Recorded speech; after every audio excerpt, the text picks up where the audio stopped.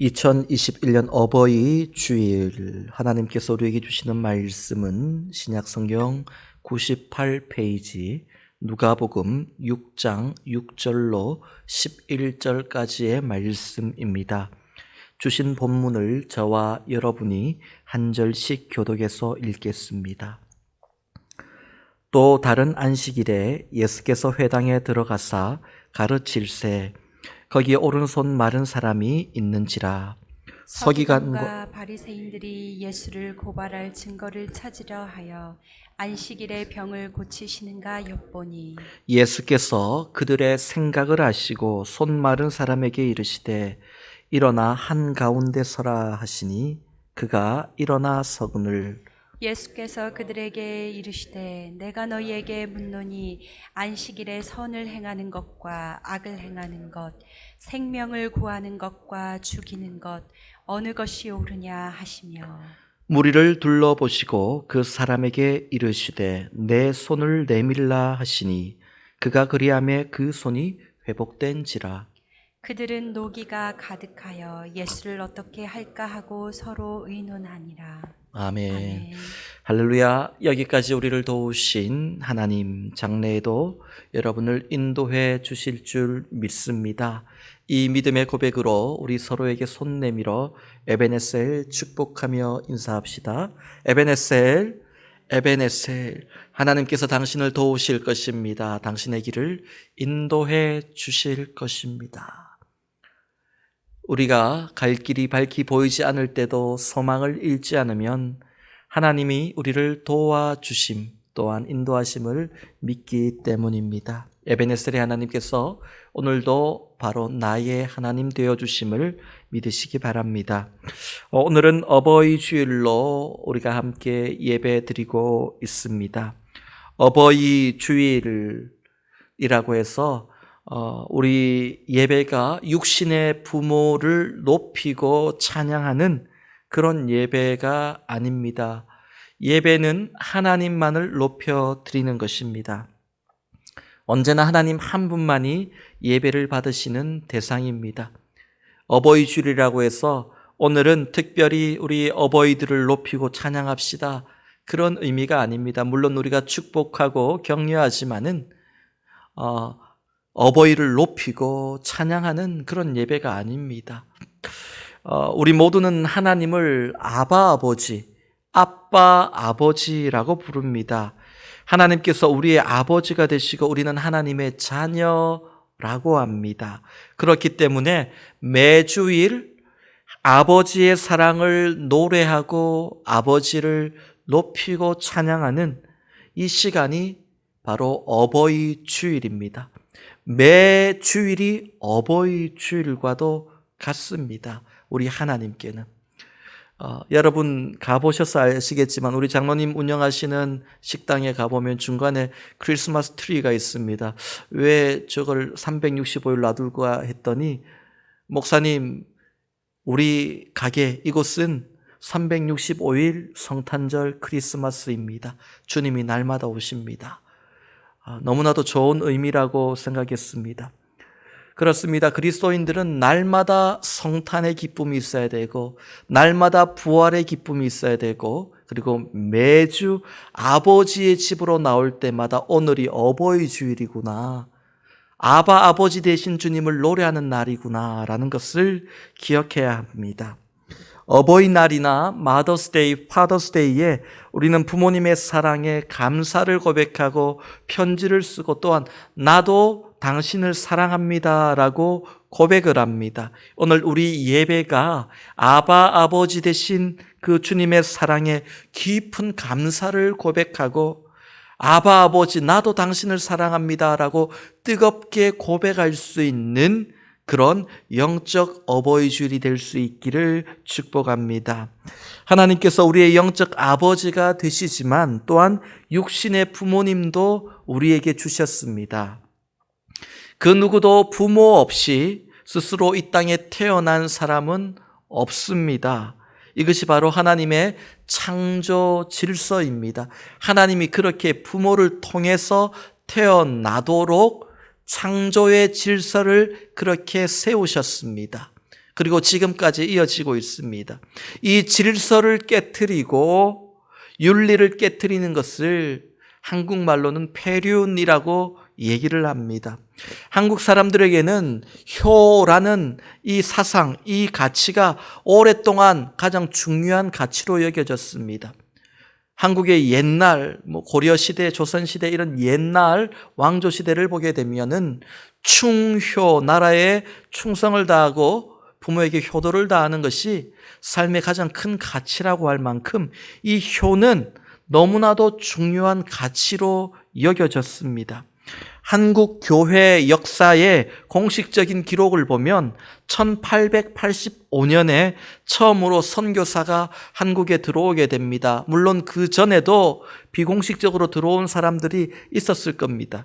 그러나 공식적인 기록은 1885년에 선교사가 한국으로 들어옵니다. 한국이라는 이름이 아니었겠죠, 그때는.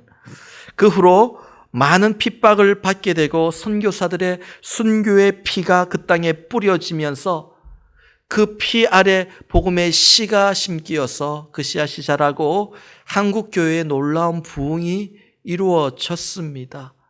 세계에 정말로 여러 나라에 수없는 나라의 선교사를 파송하는 한국이 되었습니다.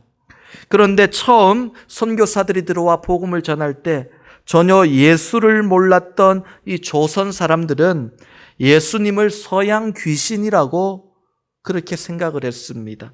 그리고 기독교에 대해서 그만큼 생소하게 느꼈습니다. 기독교의 역사를 보게 되면 재미난 두 가지가 있는데, 하나는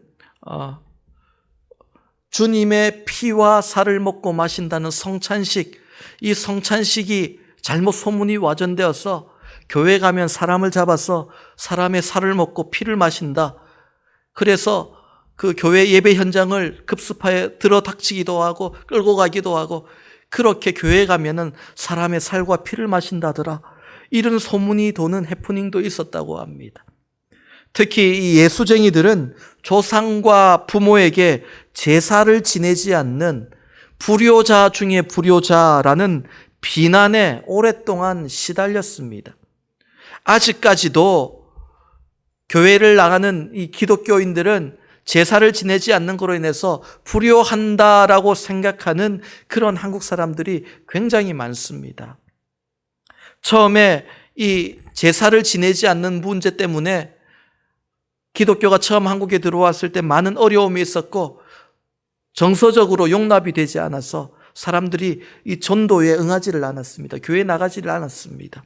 이런 문제가 심각해지자 캐톨릭 천주교는 로마 교황청에 편지를 써서 이런 문제로 이 전도가 잘 안 됩니다. 그랬더니 천주교는 그때부터 제사를 허용해 줍니다. 제사는 허용해 줘라.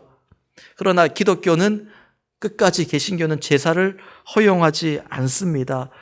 우상에게 절하는 것, 귀신에게 절하는 것이라고 여기고, 우리가 추모 예배, 추도 예배는 드리지만은 상을 차려놓고 귀신이 와서 음식을 먹고 가고 이런 제사들은 우상 숭배라고 아직까지도 우리가 규정을 하고 그렇게 믿음을 지키고 있습니다.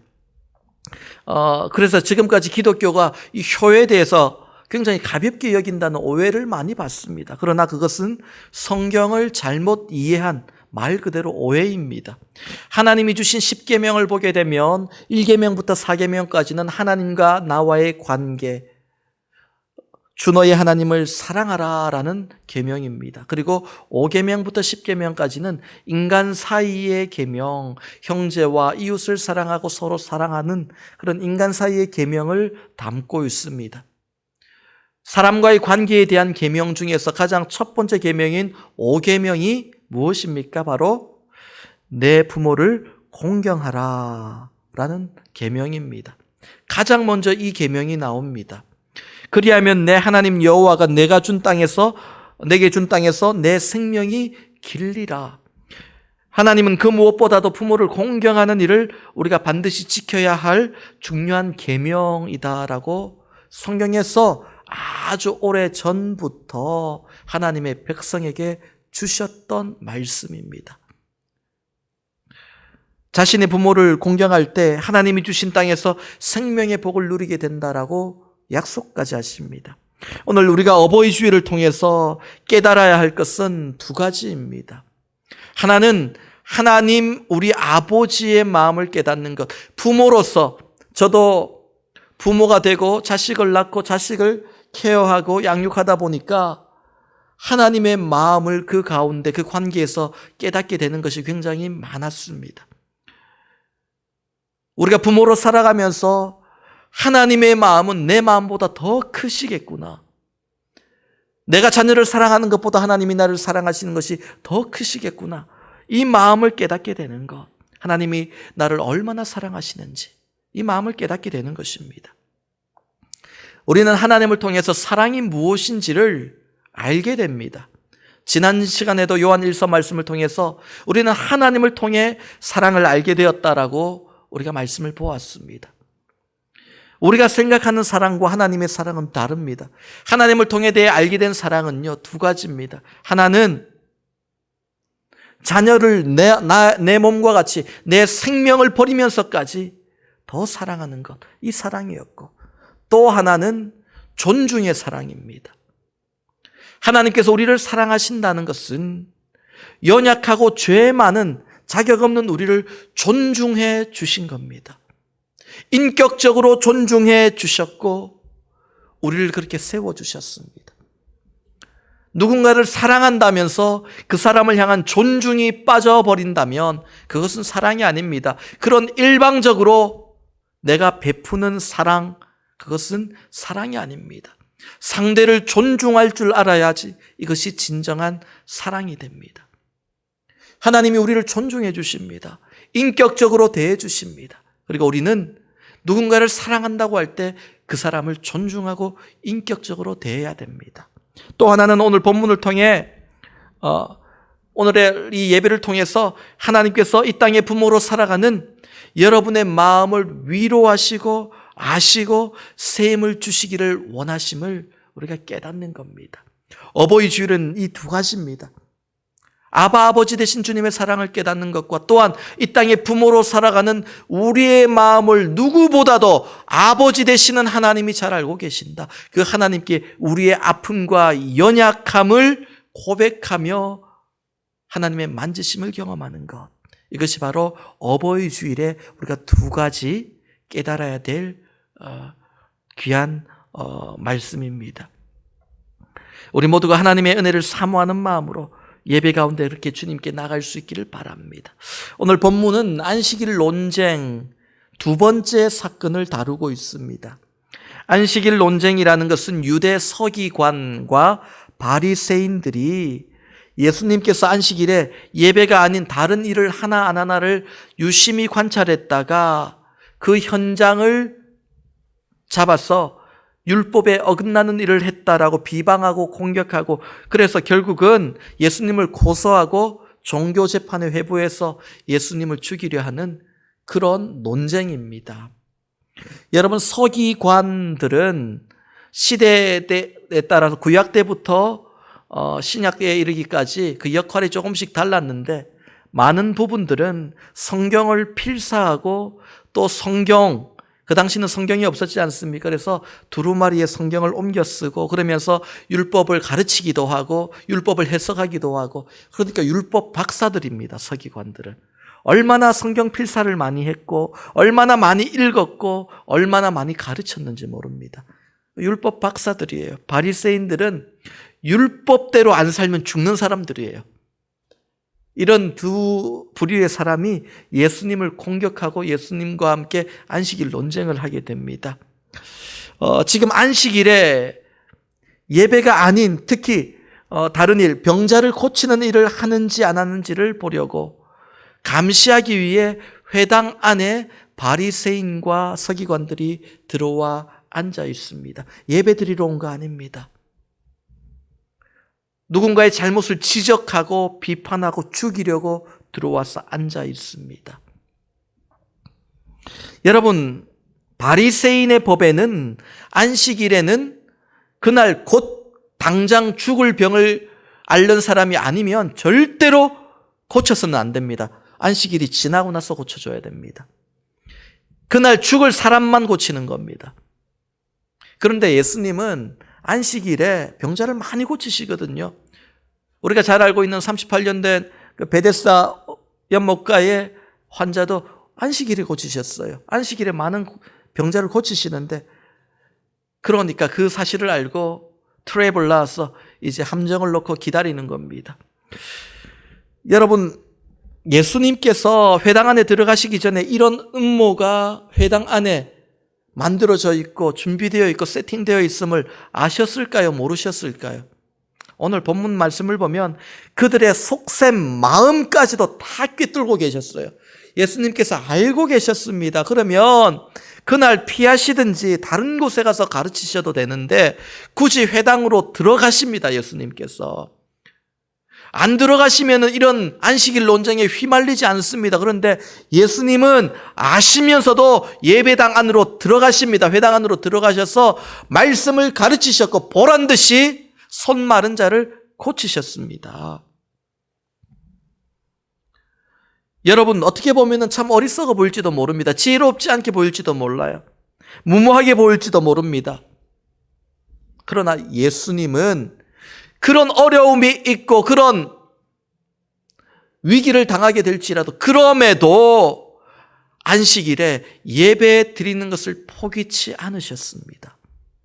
그런 희생을 감수하고 나서라도 회당 안으로 들어가 예배 드리셨고 그들에게 복음을 전하셨습니다. 여러분, 예배 드리는 것을 너무 가볍게 쉽게 가치 없게 생각하는 사람들이 오늘 너무 많습니다. 왜 그렇습니까?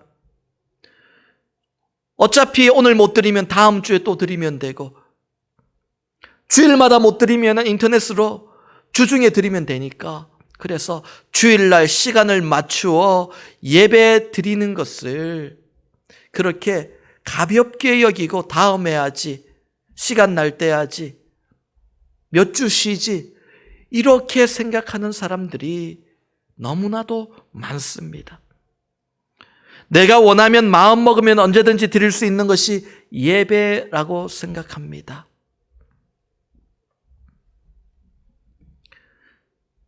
제자 양육하면서 전에 어떤 청년에게 제가 이렇게 물었습니다. 너는 주일을 잘 지키기를 원해? 예, 목사님. 어떤 일이 있어도 예배가 먼저야? 예, 목사님.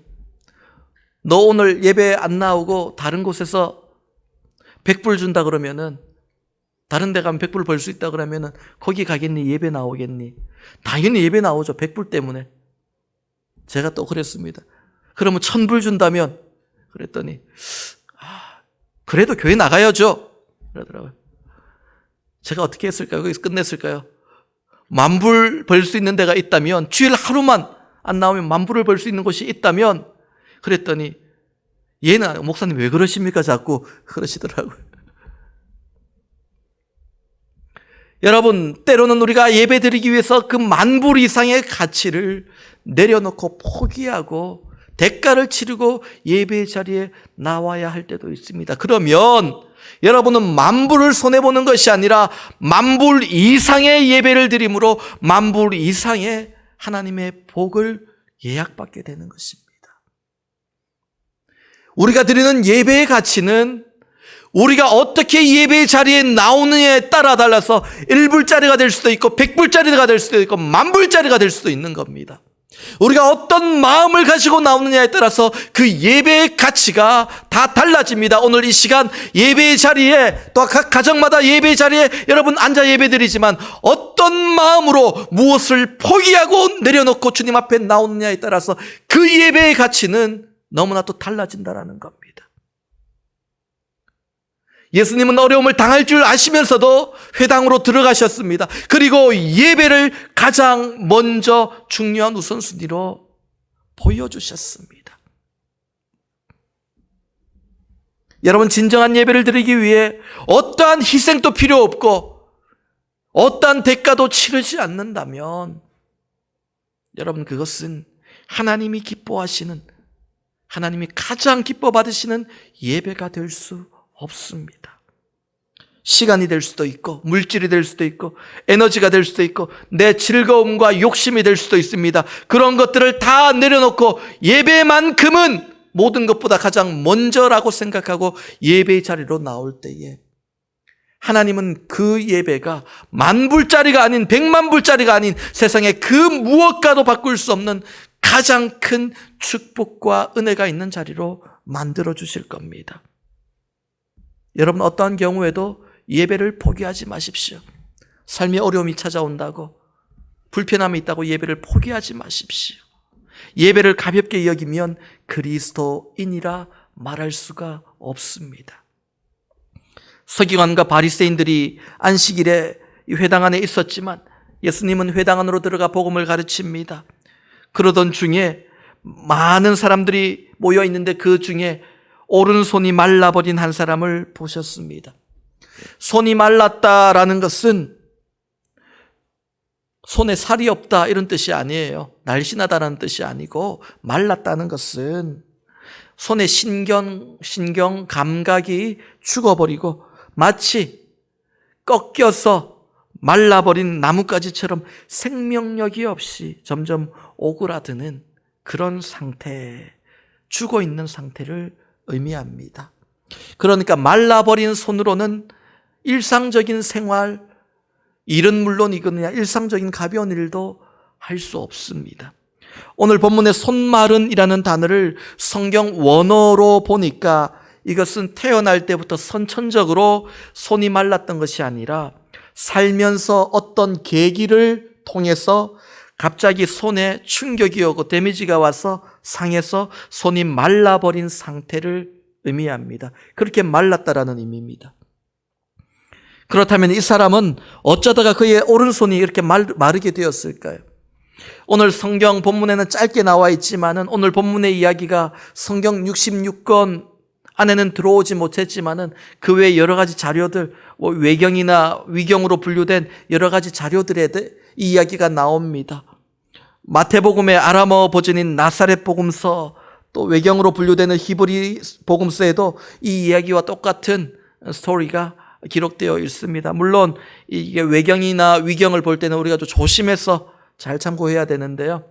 이 내용만 좀 디테일하게 우리가 한 번 더 참고를 해보자면, 오늘 본문의 이 오른손 마른 자의 원래 직업은 돌을 다듬는 석공으로 그렇게 다른 자료에 나와 있습니다.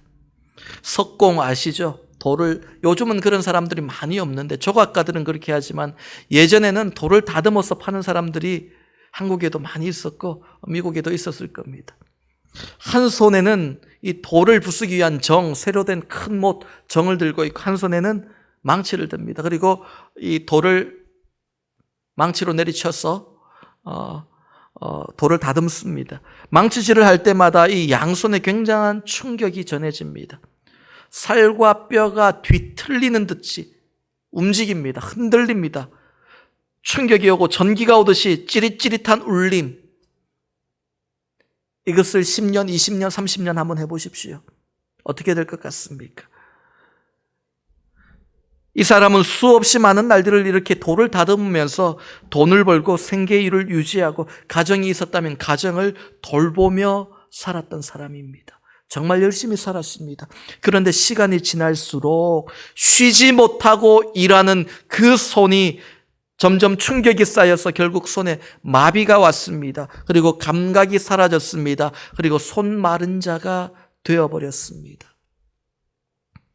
오늘 본문을 보면 다른 복음서에는 어느 쪽 손이 말랐는지를 얘기하지 않는데 누가복음 의사인 누가는 그의 오른손이 말랐다라고 그렇게 정확하게 표현을 합니다. 그것은 이게 심각한 일이라는 거예요. 특별히 많은 사람들이 오른손을 더 많이 사용하는데 오른손이 말랐다는 것이 그 사람에게 앞으로 일할 수 없는 얼마나 절망적인 일인지를 보여주는 거예요. 지금 그걸 누가가 얘기하고 있는 거예요.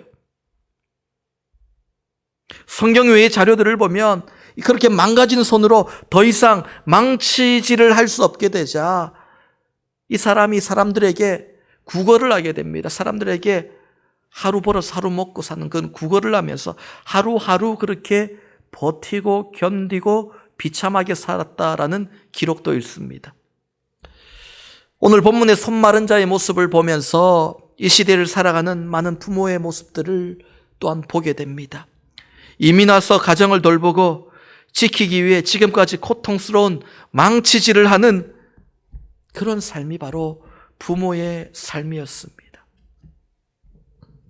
그래도 한국에서는 나름 높은 교육을 받았고 한국에서는 그래도 인정받고 존중받던 그런 인생이었는데 미국 이민 와서 직업에는 귀천이 없지만 그래도 밑바닥부터 일을 하면서 내 전공, 내 특기 필요 없 그냥 수입을 벌기 위해서 닥치는 대로 일을 하고 열심히 일을 하고 육체의 노동, 그 수많은 노동을 하면서 손을 바라보면은 상처와 흔적과 그 거친 그 삶의 흔적들이 남아있는 것이 바로 이민 온 부모들의 삶일 것입니다. 얼마나 바쁘게 살았는지 어느 분은 그러시더라고요. 너무 바쁘면 아픈 것도 사치입니다. 아파할 시간이 없을 만큼 바쁩니다. 어떻게 그것이 될까 싶지만은 정말 그렇게 바쁘게 살다 보면 아파할 겨를도 없어서 그렇게 바쁘게 사는 모습, 그렇게 몸이 점점 상하는 모습을 보게 됩니다. 이 땅에서 사느냐 죽느냐의 싸움을 하는데 아픈 것도 사치라고 생각하며 살아왔습니다.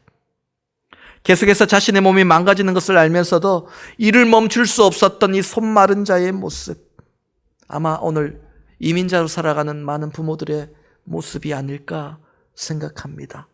이를 멈추면 무너지기 때문입니다.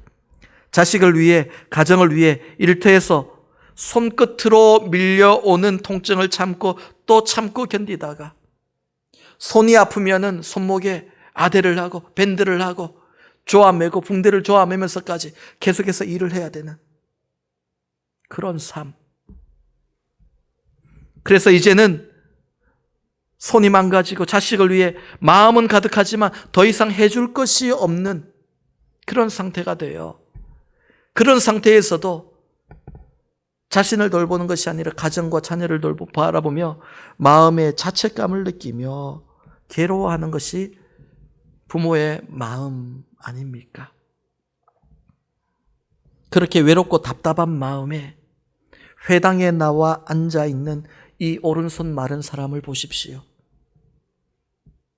어떤 심정으로 교회에 나와 그 회당에 앉아 있겠습니까? 정작 자신의 망가진 손을 걱정하는 것이 아니라, 그게 기도 제목이 아니라 더 이상 가정을 돌보지 못함에 어떻게든 가정을 먹여 살릴 수 있도록 하나님 은혜를 베풀어 달라는 그런 간절함이 있지 않았겠습니까? 혹시 오늘 이런 마음으로, 이런 모습으로 힘들어하고 괴로워하는 성도님들이 있습니까? 예수님께서 그 손 마른 자를 바라보시고 그에게 회복의 역사를 더해 주셨습니다. 그의 마음의 아픔과 상처를 아신다 말씀하시며 주님의 마음으로 품어주셨습니다. 그 주님께서 부모로 살아가는 여러분의 아픔과 수고를 오늘 위로하시고 품어주시는 은혜가 있기를 바랍니다.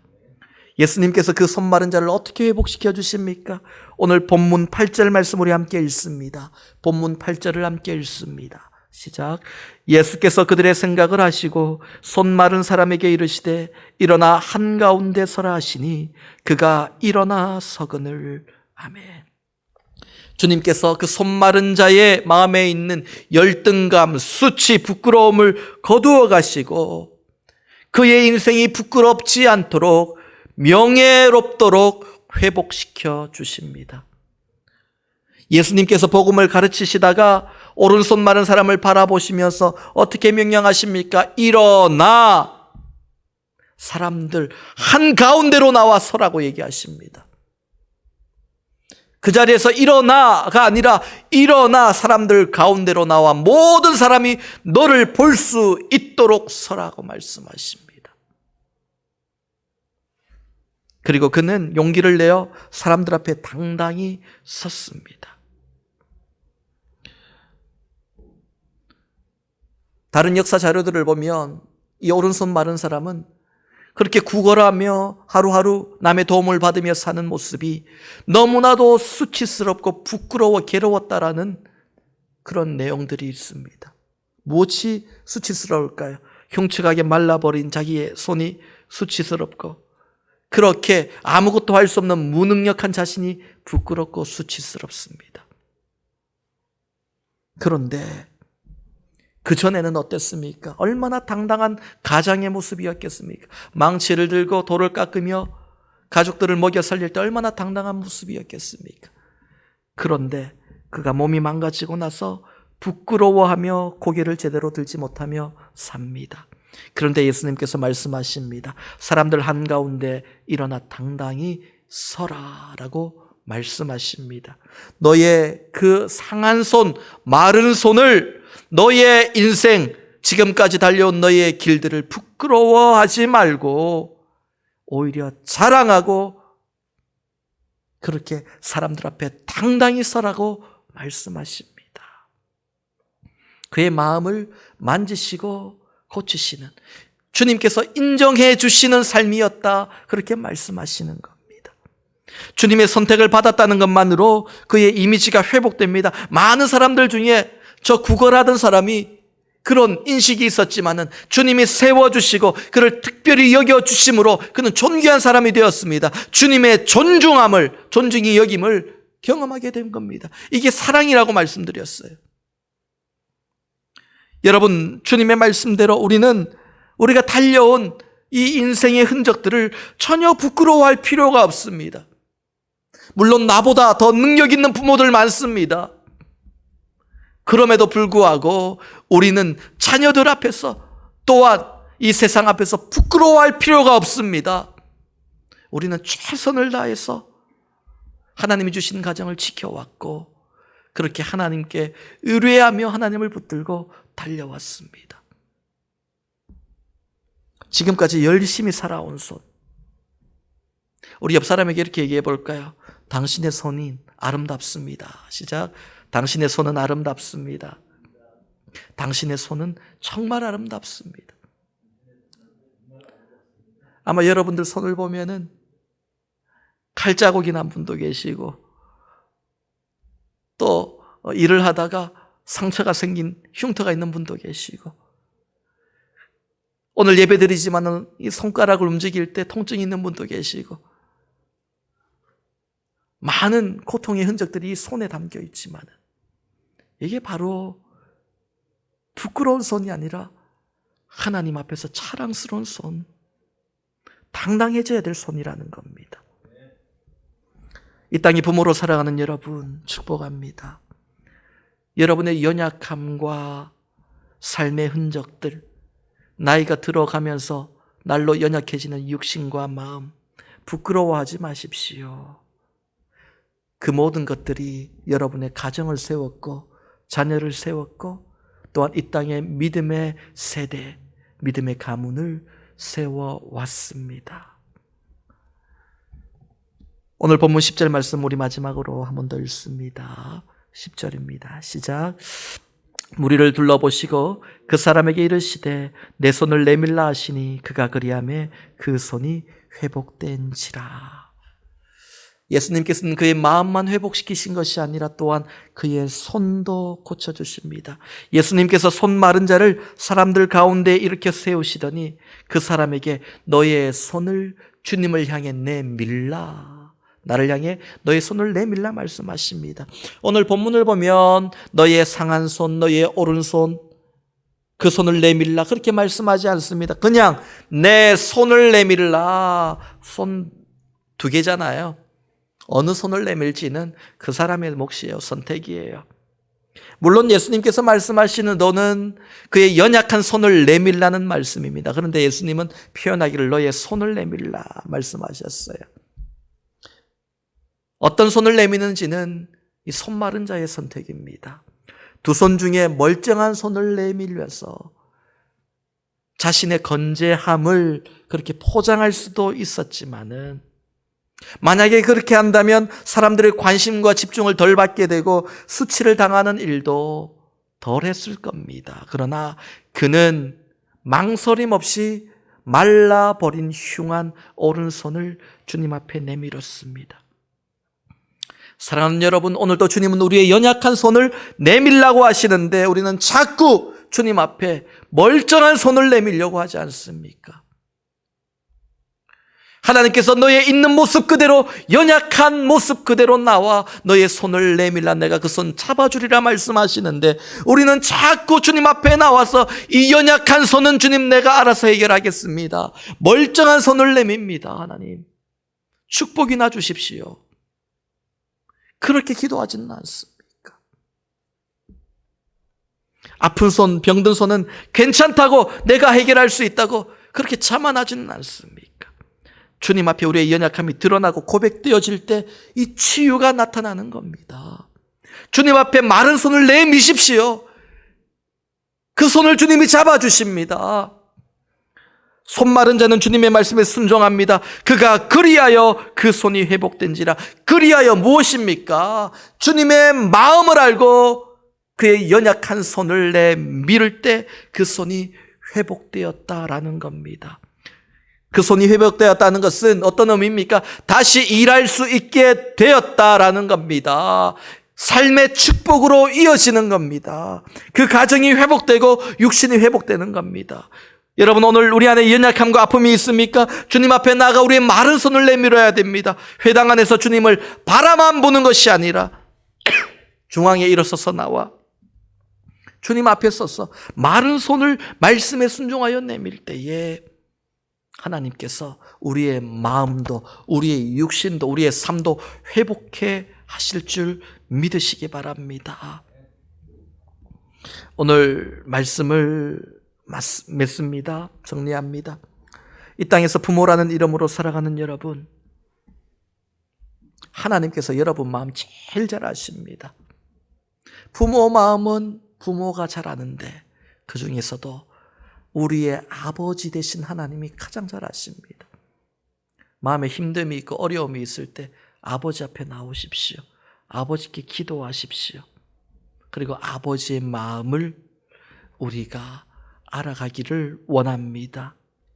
그분께 나아가 날마다 기도하고 아버지를 부를 때 그분이 우리의 마른 손과 우리의 마른 마음을 온전한 회복과 치유로 샘을 얻게 하실 줄 믿으시기 바랍니다. 여러분의 삶의 흔적을 부끄러워하거나 수치스러워 마십시오. 하나님께서 지금까지 가정을 위해 열심히 달려왔지만 자녀도 알아주지 않고 주위 사람도 알아주지 않고 때로는 부부끼리도 알아주지 않는다 할지라도 하나님은 알아주십니다. 얼마나 힘들었는지, 그게 정말로 쉽지 않은 일이었음을 하나님은 알아주십니다. 물론 부모로 살면서 자녀에게 잘 못한 부분도 있고 다 못해준 안타까움도 있겠지만 그래도 우리 마음은 그거 아니었잖아요. 하나님이 다 아십니다. 그 마음을 위로하십니다. 그리고 내가 채워주지 못한 것들 하나님이 아시고 하나님이 또한 내 자녀의 아버지가 되어주셔서 하나님께서 대신 채워주시는 겁니다. 우리 옆 사람 다시 한번 격려해 볼까요? 이렇게요. 당신의 손은 아름답습니다. 당신의 손은 가장 아름답습니다. 한 번 더요. 이렇게 당신의 손은 이전보다 지금이 더 아름답습니다. 시작. 당신의 손은 이전보다 지금이 더 아름답습니다. 손에 인대가 늘어날 정도로 손의 상처가, 흉터가, 거친 모든 피부의 모습들, 삶의 흔적들 모두 영광스러운 삶의 흔적입니다. 여러분의 손은 여전히 아름답습니다. 그리고 하나님께서 여러분의 손을 붙드셔서 다시 회복시키셔서 여러분의 가정을 더욱 강하고 복된 가정으로 세워가실 줄 믿으시기 바랍니다. 다 함께 기도하시겠습니다. 내가 너를 지명하여 불렀나니 너는 내 것이라 내 것이라 너의 하나님이라 내가 너를 보배롭고 존귀하게 여기노라 너를 사랑하는 내 여호와라 나의 안에 거하라 나의 안에 거하라 나는 내 하나님이니 모든 환난 가운데 너를 지키는 자라 두려워하지 말라 내가 널 놀라지 말라 놀라지 말라 내 손 잡아주 우리 일어나 우리의 손을 주님께 내밉시다. 내가 너를 지명하여 불렀나니 너는 내 것이라 내 것이라 너의 하나님이라 내가 너를 보배롭고 존귀하게 여기노라 너를 사랑하는 내 영 내가 너를 지명하여 불렀나니 내가 너를 지명하여 불렀나니 너는 내 것이라 내 것이라 너의 하나님이라 내가 너를 보배롭고 존귀하게 여기노라 너를 사랑하는 내 여호와라 내가 너를 보배롭고 존귀하게 여기노라 너를 사랑하는 내 여호와라 그렇습니다. 우리 모든 환난 가운데 주님 앞에 나가 두려워하지 않고 우리의 상한 손을 주님 앞에 내밀어 주님 내 마음을 만져주시고 내 손을 고쳐주옵소서. 지금부터 달려온 우리 인생의 순간들, 시간들, 가족들에게, 자녀들에게 더 많이 해주지 못한 아쉬움도 있고 미안함도 있지만 그러나 부끄럽지 않은 삶이었습니다. 하나님이 인정하시는 복된 삶이었음을 우리가 믿음으로 고백하고 확신하며 받아들이기를 원합니다. 내가 채워주지 못한 것들 하나님께서 내 가족들에게 채워주실 줄 믿습니다.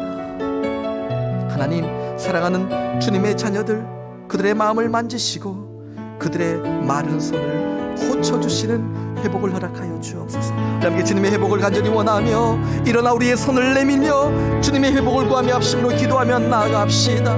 하나님 아버지 감사합니다. 사랑하는 주님의 자녀들 붙들어